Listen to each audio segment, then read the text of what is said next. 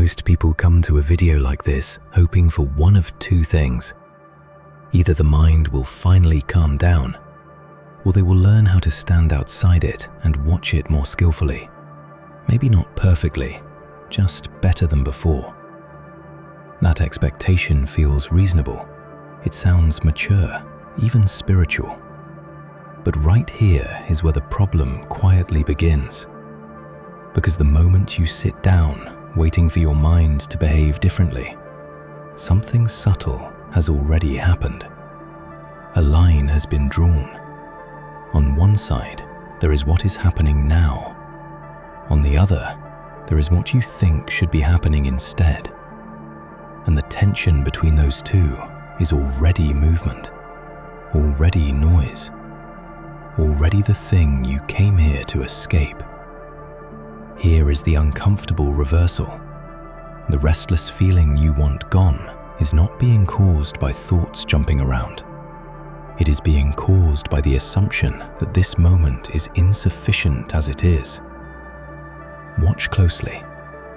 When the mind is busy, what actually hurts is not the activity. It is the interpretation. This shouldn't be happening. That sentence may be quiet, almost invisible, but it shapes everything. Even the wish to become a calm observer is built on it. The observer appears as a response, not as freedom. It is a strategy the mind puts on when its first strategies fail. Imagine trying to smooth the surface of water with your hand. The more carefully you do it, the more ripples you create. Not because you are doing it wrong, but because the action itself is the disturbance.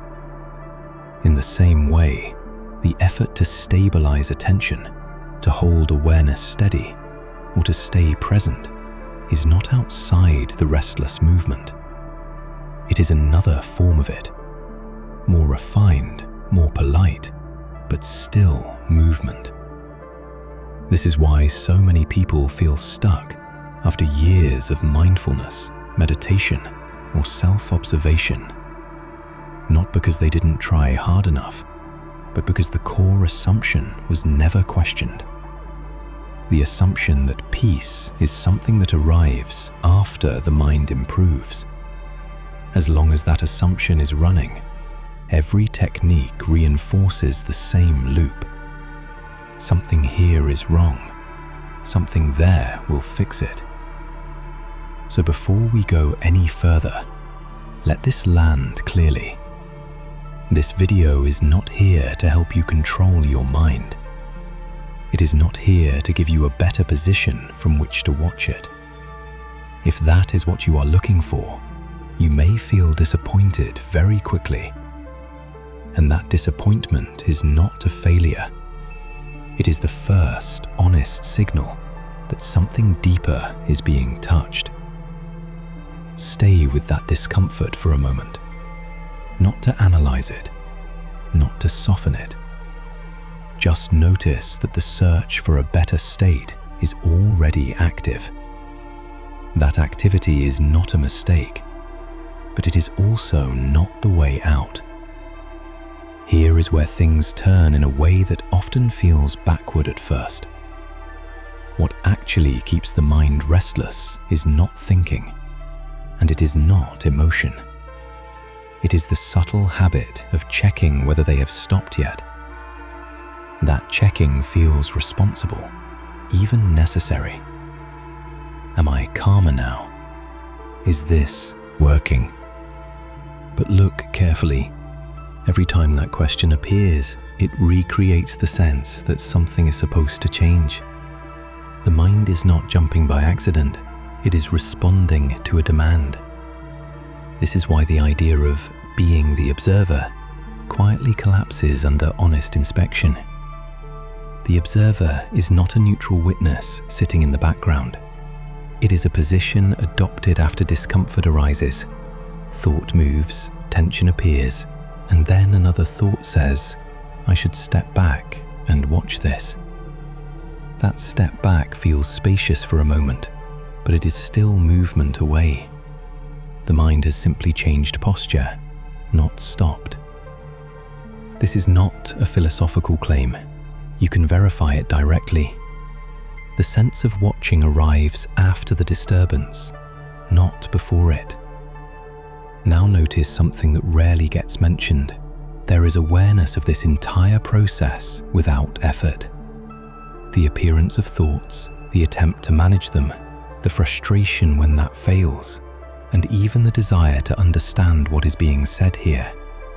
All of it is already known. Not because you are doing anything correctly, but because knowing does not require participation. Awareness is not a skill you activate. It is the condition in which every skill appears. Here is the twist that usually gets missed. You do not need to stop effort. You cannot stop effort by trying. Effort naturally falls away when it is seen clearly as unnecessary. In the same way you would stop clenching your fist once you realize you are never holding anything, the mind relaxes when the assumption it was protecting is exposed. The assumption that something essential is missing from this moment. This is where earlier videos in this series quietly point, even if you didn't notice it at the time. When Wukong chases the monkey, when the golden band tightens, when pushing the river only exhausts the body, the lesson is never about better control. It is about recognizing that the chase itself creates the problem it hopes to solve. So instead of trying to drop effort, try something far simpler and far more destabilizing to the old pattern. Check whether awareness needs to do anything to be here. Not to become clearer, not to become calmer, just to be present at all. Look honestly. If effort pauses for even a second, does awareness disappear with it, or does it remain quietly untouched? Do not answer this with a conclusion. Let the question do its work. Here is the final reversal, and it is the one most people never expect. What you are looking for is not hidden behind the mind's noise. It is revealed by the fact that the noise can be noticed at all. Not managed, not improved, simply known. That knowing is not produced by silence. Silence is produced inside it. This is why waiting for the right state never works. Calm, clarity, stillness, these are weather patterns. They come and go. If awareness depended on them, it would vanish every time the mind got busy. But it does not. It has never left, even during your most anxious moments. Especially then. The only thing that temporarily hides this is the belief that awareness should feel a certain way. So here is the counterintuitive truth. The moment you stop using awareness as a tool, it reveals itself as what you already are. Not as an experience, not as a peak, not as something you can hold on to, but as the unmoving context in which effort, restlessness, insight, and confusion all appear and disappear. The mind does not need to settle for this to be true.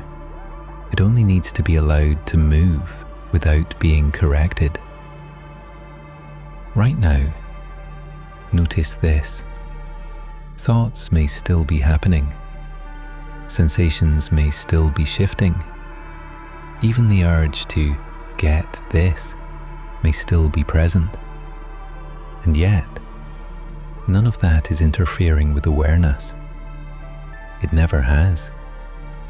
The belief that it was interfering was the only interference. This is why there is nothing to practice here. Practices are useful until they are not. They train attention, calm the nervous system, sharpen focus, but they cannot deliver what was never absent. At some point, Continuing to practice becomes like polishing a mirror while ignoring the space it reflects. If something in this video felt unsettling, confusing, or oddly relieving, that is not an accident. It means the old habit of fixing loosened for a moment. Nothing dramatic needs to follow. No conclusion needs to be reached. No insight needs to be carried forward.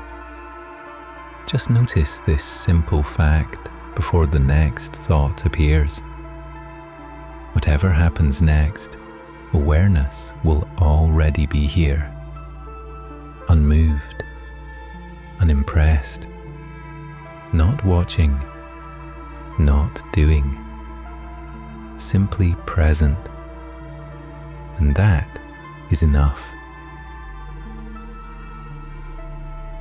If this felt confusing, don't try to resolve it.